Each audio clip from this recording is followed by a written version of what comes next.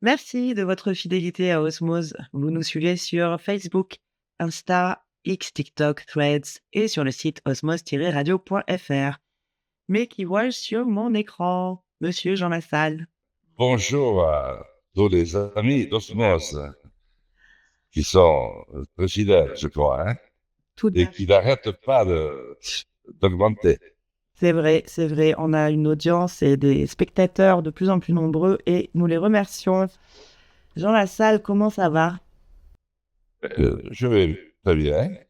Là, j'ai eu une période où j'ai totalement changé d'activité puisque je me suis occupé à la maison, la ferme de mon frère. Euh, j'ai occupé aussi du mouvement résistant que je préside. Et puis maintenant, la semaine prochaine, je reprends les one-man shows. Alors justement, c'est pour ça qu'on se parle aujourd'hui et merci d'avoir accepté l'invitation. Donc Jean dans la salle. Donc Jean Lassalle, on le connaît. Hein, vous avez été maire, vous avez été député. Vous l'avez dit, vous êtes toujours président de Résistants. Mais alors Jean Lassalle, le showman, qui c'est? C'est-à-dire, c'est Jean Lassalle. Jean Lassalle ne se découvre pas en tranches, ni en petits morceaux. Tant qu'il sera vivant, il est d'une pièce.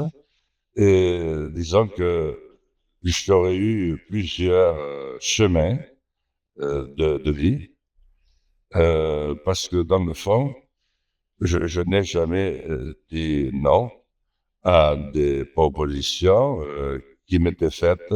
J'ai toujours été curieux de toutes les initiatives, opportunités qu'on me proposait.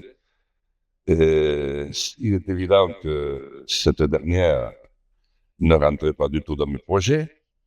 Je n'avais pas du tout envisagé de faire ça. Mais c'est un couple de producteurs qui m'avait proposé ce projet-là il y a 5 ans. J'avais dit non catégoriquement, puis après j'ai réfléchi et les enfants, tout mon entourage m'ont dit mais pourquoi tu ne fais pas ça, pourquoi tu n'essayes pas? Et puis j'ai essayé, pour l'instant, je touche du bois, ça a marché. Alors justement, Jean dans la salle, c'est le titre du spectacle. Bah, de quoi ça parle ce spectacle alors? Anecdotes hein, qui me sont arrivées, que j'ai vécues. Euh, Dieu merci, ce pas les anecdotes qui me manquaient. Je leur en ai proposé un certain nombre. Euh, Ça s'est mis en route très tard parce que j'étais pas moralement prêt avant, je traînaillais. Puis après, euh, ils avaient loué un théâtre à Châteaudun, 100 km en dessous de Paris. J'y suis parti. J'ai fait une grippe comme je n'en avais pas fait une depuis des années et des années. Antibiotiques, anti-inflammatoires, et je n'étais à peu près opérationnel que 2 jours avant, enfin 2 jours avant l'avant-première et 2 jours avant la première. Et donc on a essayé de mettre ces anecdotes les unes après les autres. Et puis ça a marché. Voilà.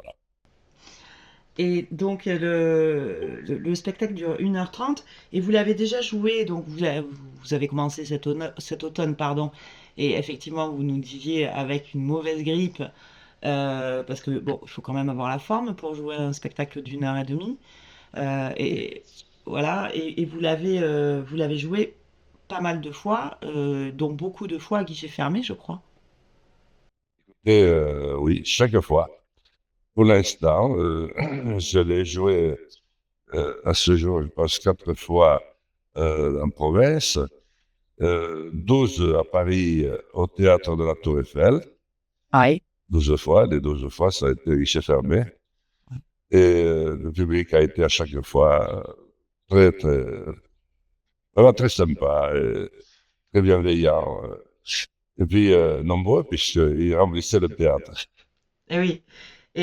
et comment on fait là? Il y a des répétitions. Déjà, qui l'a écrit ce spectacle? C'est vous, vous l'avez écrit?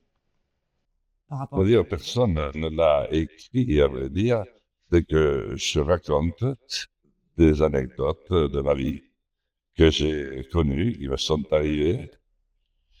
Et si vous voulez, je commence au départ par celle relative à mon venu au monde, mon enfance, mon adolescence, ma jeunesse,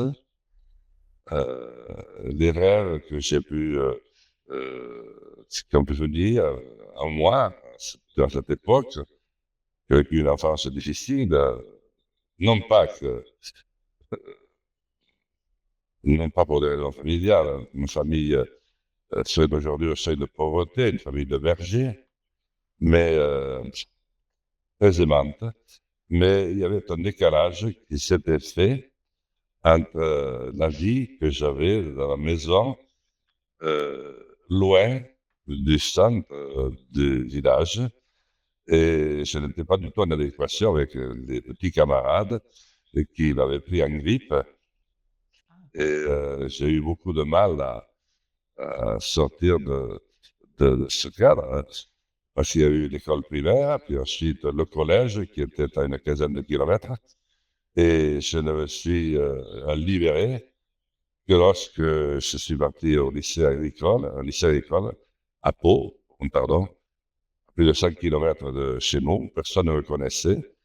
Et là, à 16 ans, j'ai cessé d'être muet parce que euh, j'ai été tellement été touché que j'en étais devenu muet en public. Ah oui, muet, d'accord, d'accord. Je ne Et pouvais pas parler. c'est fou ça. Et ce qui a fait que vous êtes redevenu avec une voix, c'est de changer pas de voix, mais du coup d'endroit.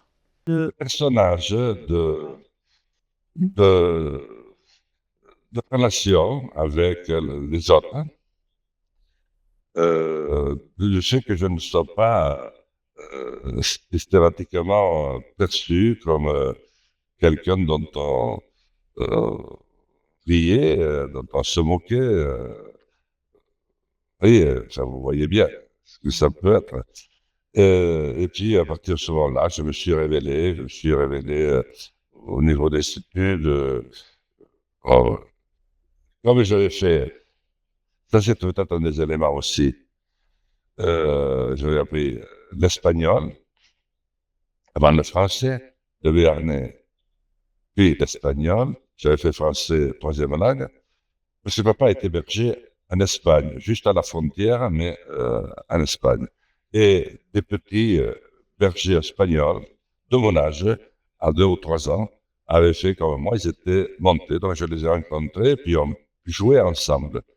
Et j'ai appris l'espagnol. Ce qui fait que lorsque je me suis présenté à l'école, à l'âge de 6 ans, je ne comprenais pas un traître mot de français. Ah oui, donc c'était vraiment pas votre langue naturelle à l'époque, quoi. Ah non, non. C'est peut-être de là que vient mon accent, qui est un peu, voilà. Qui est un peu atypique. Voilà, c'est exact, c'est ça. Tous les Béarnais n'ont pas cet accent. C'est-à-dire, fort heureusement pour eux, ou peut-être pas d'ailleurs, je ne sais pas, parce que d'une certaine manière, ça m'a réussi aussi. Ils n'ont pas connu la même jeunesse. Ils n'ont Ouais. pas connu la même histoire. Tout à fait. Très heureux dans ma famille et extrêmement malheureux à l'extérieur. Ah ouais. On pouvait parler déjà de harcèlement, du coup, à l'époque. On entend beaucoup parler de harcèlement scolaire, ce genre de choses, c'est un peu ça. Oui, comme ça s'applique à moi, et que j'ai décidé très vite de passer à autre chose. Je ne me suis jamais hasardé à des qualificatifs. J'étais le seul à être dans ce cas-là. Si j'avais été tout à fait comme les autres, ça ne me serait pas arrivé. Ouais. J'étais, je pense, euh, ben, j'allais très vite pour quand je comprenais quelque chose. Euh, d'imagination. Si j'avais un espace de liberté, j'étais capable d'imaginer quelque chose. Mais comme ça n'allait plus jamais, voilà. Donc c'était la différence. Donc je n'ai jamais mis de qualificatif sur ce qui s'est produit. Ça fait partie de ma vie. Et donc, une fois que vous avez fini vos études, vous êtes revenu à Lourdes-Sichères? Et je suis revenu à l'âge de 18 ans et j'ai commencé d'ailleurs à travailler sur l'exploitation familiale qui était berger avec un peu de terre, troupeaux, de brebis, de vaches. Donc j'ai travaillé là, j'étais l'aîné. Papa était euh, gravement handicapé et j'ai continué jusqu'à l'âge de 21 ans où d'ailleurs j'ai été élu maire parce que c'était un rêve que le raconte d'ailleurs qui était venu à moi et dès que j'ai pu les élections qui sont venues, je me suis présenté. C'est l'époque maintenant, c'est les municipales. Eh oui. Je le dis à ceux qui pourraient y penser, ne croyez pas que c'est mal du tout. C'est une formidable expérience humaine pour se mettre à la disposition et le contact avec vos compatriotes, vos concitoyens, vous grandit. Et si vous êtes bien avec eux, vous contribuez à grandir aussi le niveau de vivre ensemble, de bonheur à partager. Bonheur, c'est tout un grand mot, mais c'est ce qui manque un peu aujourd'hui, vous voyez, le plaisir à échanger et à vivre en société. C'est une vocation, hein, d'être maire. Peut-être pour moi, ça a été le cas, en tout cas, ça s'est révélé, puisque ben, je le suis resté plus de 40 ans. J'ai fait des mandats longs, hein. J'ai été ensuite, à 24 ans, élu conseiller général, ce qui à l'époque était un mandat très important. Je le suis resté 36 ans. J'ai été député, je le suis resté 30 ans. Mais comme papa, vous avez parlé à mon frère, moi et mes sœurs, il avait dit j'ai beaucoup de chance parce que mes enfants sont des terriens. C'est vrai. Il avait dit Jean, t'as beaucoup donné pour cette maison, mais tu vois, ton frère va avoir 18 ans et lui il parle aux animaux et les animaux le comprennent et lui répondent dans leur langue. Et toi, j'ai peur que les brebis, dans, dans 5 ans, moins de 10 ans, euh, t'emmerdent. T'emmerdent. Parce que t'en es marre. Hein. Je pense que toi, tu devrais t'occuper plutôt des hommes parce que il faut expliquer que la révolution industrielle est finie. La guerre de 14-18 aussi. On n'est pas condamné à un perpétuel exode rural Ouais. qui vide nos campagnes systématiquement de toute leur substance humaine qui, dans le même temps, voit grossir des villes qui très vite seront trop grandes et généreront des sous-villes à l'intérieur desquelles les gens seront très malheureux. Vous voyez très loin quand même. Hein. Oui, il avait quand même la clairvoyance, parce que là, on parle de quelle époque? Il y a un certain nombre, quelques années, quoi. C'était entre 1900, je suis né, c'était entre 1960 et j'ai été maire en 1977. Ok. Ouais, donc il y avait quand même cette vision de l'avenir qui était tout à fait exacte, qui se révèle aujourd'hui tout à fait exacte. De grands esprits venture aussi, vous savez, c'est juste à peine un peu plus tard que Jean Ferrat a écrit que la montagne est belle. C'est vrai. Et j'avais d'ailleurs conduit, mon père n'avait pas de permis de voiture. Et moi, quand j'avais 18 ans, je l'ai eu, je l'ai conduit chez Jean Ferrat. Parce qu'il avait dit, c'est incroyable, comment ce type qui est de Paris, il ne savait pas qu'il n'était pas de Paris, Jean Ferrat, mais enfin, pour lui, c'était Paris. et a pu ainsi tout comprendre et si harmonieusement l'exprimer. Il n'y a pas... Ça coule comme la vie. C'est tellement vrai. C'est vrai, c'est vrai, c'est vrai. Alors, toute cette histoire hein, riche, histoire familiale, votre parcours de vie, tout ça, vous en parlez dans le spectacle, c'est ça? Sous forme de Oui. Je ne famille. peux pas parler de toutes les anecdotes qui me sont arrivées. Euh, les producteurs, Philippe et Magda Marot, ont fait des choix. Euh, donc, forcément, c'est, je ne peux pas tout raconter, mais je raconte suffisamment pour qu'on ait une idée à la fois linéaire de ma vie et puis des changements extraordinaires que j'ai pu vivre en première ligne. Parce que je suis passé d'une maison où il n'y avait pas de route, pas de télévision, pas de téléphone, pas d'addiction d'eau potable. Vous voyez, ça fait beaucoup. À une vie où je passais les 2 tiers de mon temps à Paris, où par la suite j'ai été élu, je vous l'avais déjà décrit dans un de nos entretiens précédents, Oui.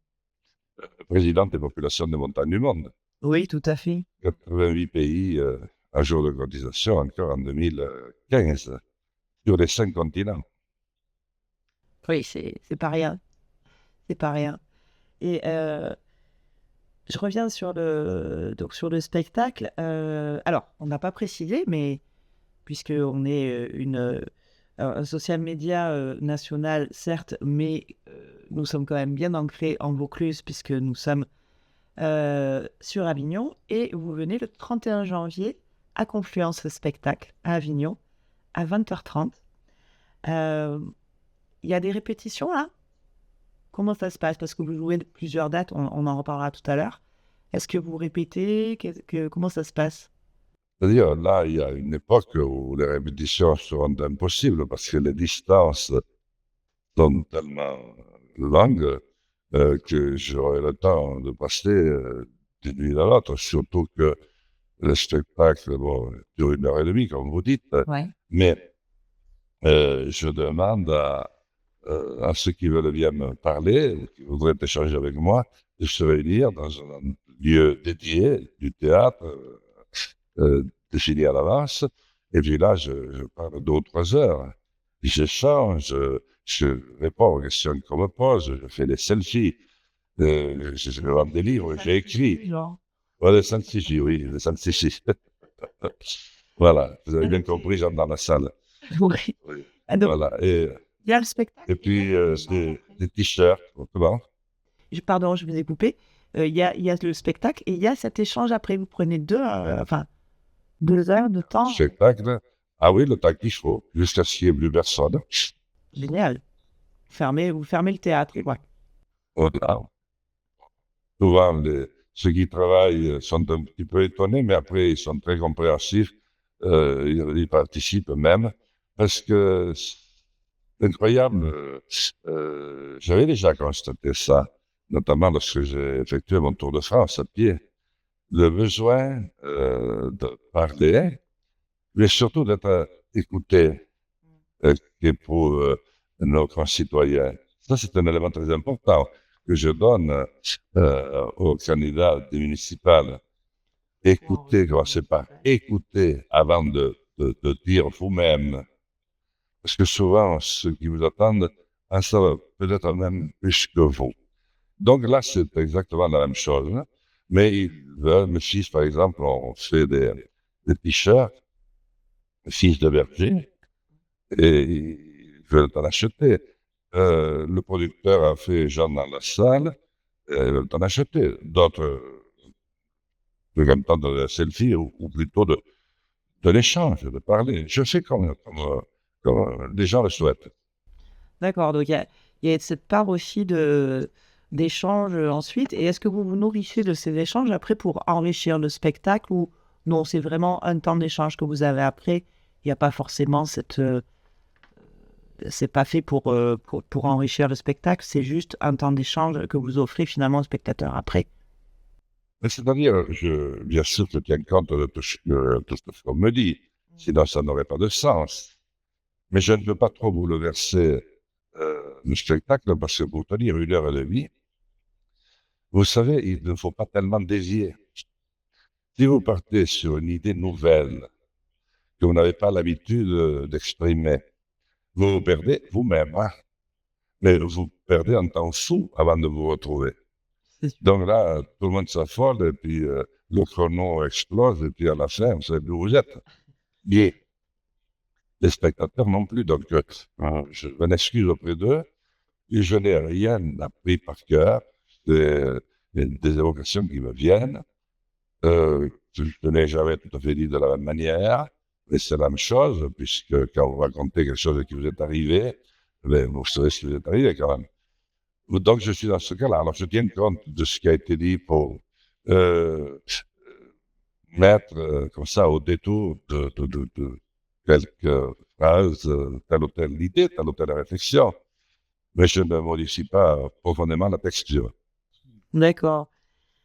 Il faut avoir la santé, la forme. C'est quoi votre secret, Jean, pour assurer toutes ces dates de tournée?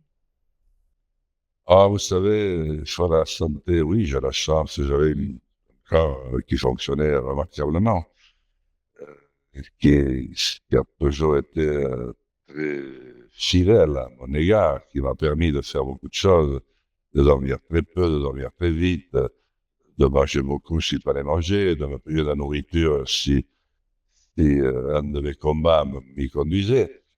Mais il y a aussi le doute. Là, maintenant, vous voyez, je pense beaucoup à ce que je vais faire de nouveau. Et je me demande est-ce que je vais être à la hauteur? Est-ce qu'ils vont m'aimer? Est-ce que je vais me souvenir? Est-ce que je vais avoir un trou, puisque dans le fond, rien n'est écrit? Il y aura, comment je devrais dire, le même charme qui opérera. Mmh. Euh, voilà, il y a beaucoup de paramètres. Et voilà, je crois qu'il faut, mais c'est pas facile, hein, pour moi, éviter de trop penser et de trop y réfléchir. Faut plutôt être dans la meilleure forme possible de la représentation. Mais c'est peu partout la même chose, hein. Walter Spaghero, qui a été un grand joueur de rugby, j'y ai joué aussi un peu. Mes 3 fils y jouent. Et l'aîné, Thibaut, a fait une carrière de 19 ans en top 14 pour les deux. Il disait, mais on joue rarement à 100% de ses moyens, parce qu'on a toujours une vieille blessure qui vous ennuie quelque part, ou quelque part, ou alors vous avez tellement pensé que vous avez le souffle un peu court, le jour venu, c'était très rare de jouer ou de se donner à 100%. Donc, pour moi, c'est pareil. Alors, la tournée, là, elle recommence le 24 janvier par Limoux. Et ensuite, vous enchaînez, c'est pour ça que je vous parlais de forme chimique et morale, parce que 24 janvier Limoux, 25 janvier Pau, Bordeaux le 27, Bruguière le 28, etc., etc. Enfin, il y en a encore, ça s'étale jusqu'en avril, mais avec des séquences qui sont quand même, enfin, des dates qui sont vachement resserrées, quoi. Et tous les soirs, là, pendant 15 jours qui vont venir, avec des distances de 100 à 400 km à parcourir. Bon, écoutez, si le ciel est avec moi, euh, la providence, l'esprit de ce que je vais rencontrer, eh bien, j'aurai la force. Et s'il y a quelque chose qui ne va pas, ben, je verrai, j'essaie de corriger si c'est pas trop grave. J'espère que ce ne sera pas trop grave. Je le souhaite aussi sincèrement du fond du cœur. Merci beaucoup. Alors, Avignon, on le rappelle, le 31 janvier à Confluence, 20h30, 1h30 de spectacle, et après la chance de pouvoir échanger en toute amitié avec vous. Euh, Qu'est-ce qu'on vous souhaite? Est-ce que je peux dire, avant que vous ne changiez d'idée, Oui. euh, je suis très ému à l'idée de venir à Avignon. D'abord parce que il m'est arrivé de venir pour le festival d'Avignon, pas plus tard d'ailleurs que l'été dernier, où j'étais invité et vous m'aviez interviewé euh, par une organisation qui s'occupe de prospection sur l'avenir de la société. Voilà. Et un certain nombre de conférenciers, pour la plupart très connus, qui étaient invités. Mais j'ai toujours rêvé à Avignon. J'avais lu Alphonse Daudet, et j'étais nourri de ces grands écrivains du Midi, mais pas trop loin de la Méditerranée, moi qui suis à l'Atlantique.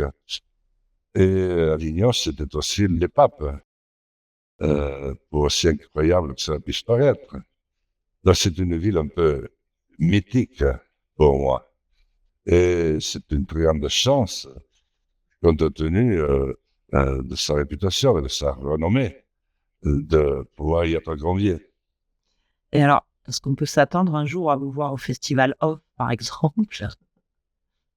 Écoutez, je ne fais aucun pronostic Ouais. parce que, bien sûr, je vais dire oui à tout, mais j'ai tellement souvent dit oui à des suggestions parce que, dans le fond, même en me forçant, en ayant à me forcer beaucoup, ça me paraissait compatible avec ce que je crois de moi, et l'idée que je me fais de mon image. Oui, pourquoi pas. Ce serait un alors, un sacré scoop hein, de vous savoir au Off. Ouais, vous avez dans tout le spectacle, vous avez un passage préféré? C'est étonnant. Vous avez des soirs, des passages qui passent très bien parce que dans ce que je suis amené à proposer, il n'y a pas que du rire.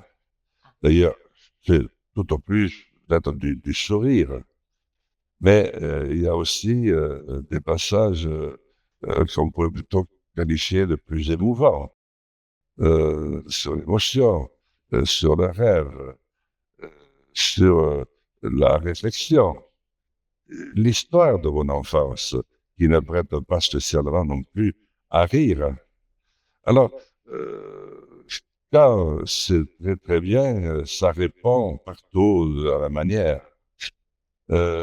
Si des gens sont un peu perdus au départ, par un départ auquel ils ne s'attendaient pas, mais je ne l'ai pas eu pour l'instant, donc je ne peux pas dire ce que je ne sais pas. J'espère que ça ne se produira pas.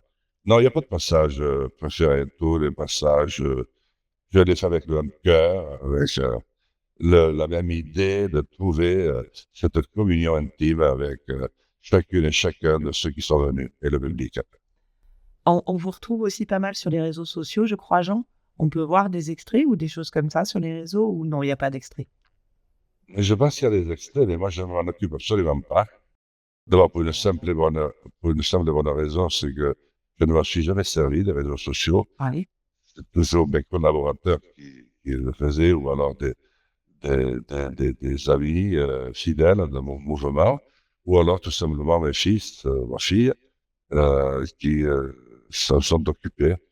Donc moi, je ne sais pas. Vous voyez, même pour WhatsApp, j'avais un peu d'appréhension aujourd'hui, parce que pratiquement, je le dis surtout, ne m'appelez pas sur WhatsApp, je ne les suis jamais. Faites-moi un SMS sur mon téléphone, tout le monde le connaît. Et si vous ne le connaissez pas, vous le demandez, on vous le donnera. Parce que je n'ai jamais caché à qui que ce soit. Très bien, non, ben voilà, la proximité, c'est ce qu'on aime aussi chez vous, Jean. Et on est ravis de vous voir sur scène sur les différentes dates et les différentes villes qu'on peut retrouver sur un site internet quand même qui s'appelle Jean dans la salle tout attaché. Oui. .fr. Voilà. Jean, il me reste à vous souhaiter une excellente tournée. Est-ce que je peux vous dire que vous êtes une remarquable intervieweuse? Merci. Je pense qu'on a déjà dû vous le dire, mais vous mettez votre invité en confiance et il oublie, dans le fond, qu'il est sur un lieu public, puisque Média, c'est un lieu public, et il retrouve totalement une forme de liberté, et par conséquent, il dit tout simplement ce qu'il ressent. Bravo. Merci du fond du cœur, Jean, ça me touche énormément. Vraiment, c'est très très gentil. Et je suis ravie aussi parce que vous êtes quelqu'un avec qui justement on a envie de s'entretenir et c'est pour ça aussi que peut-être que bah, l'interview est pour moi plus facile parce que vous êtes encore une fois quelqu'un de proximité, de terrien, vous l'avez dit, et de sincère et on le ressent ainsi. Donc merci du fond du cœur à vous et ravi de vous voir bah, le 31 janvier pour ma part à Avignon et les autres dates sur le site jeandanslassalle.fr et on vous retrouve aussi sur les réseaux sociaux. Merci du fond du cœur, Jean. Bonjour madame, et bonjour chers amis d'Osmose. Osmose, hein? C'est ça, Osmose. Voilà, merci. Et puis restez fidèles, vous avez un super média. Voilà, une super relation entre vous, super lien, formidable. Merci beaucoup, Jean.